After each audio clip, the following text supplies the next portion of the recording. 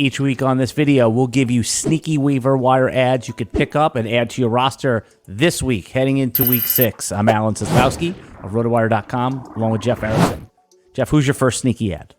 Foreman on the Chicago Bears. Bears offense has come alive, but Khalil Herbert is out. Multiple weeks, might even go on the IR with an ankle injury, which means it opens the door up for the running back room.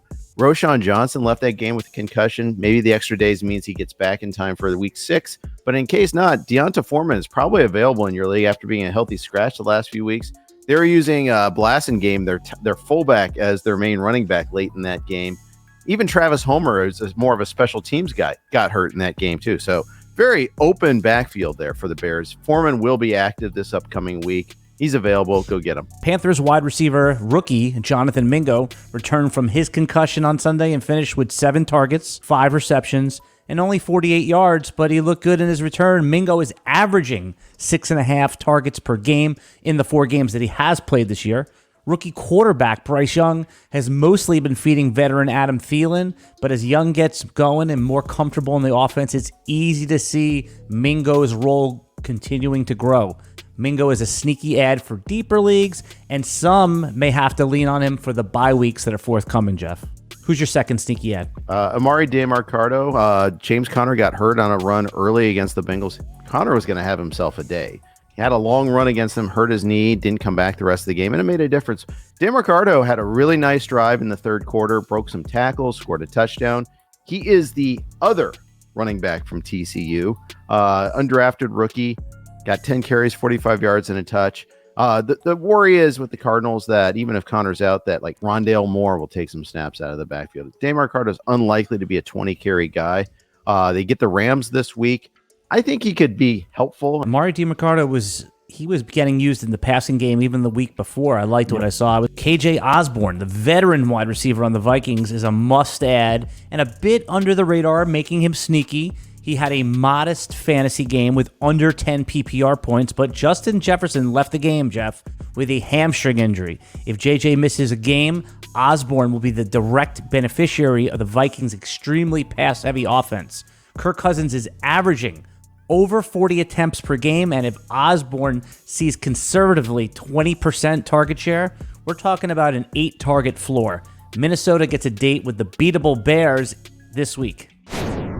It's Logan Thomas, who had himself a day against the Bears on Thursday night. Got hurt again in season, got that concussion against the Broncos in week 2, so a lot of people had to cut him then.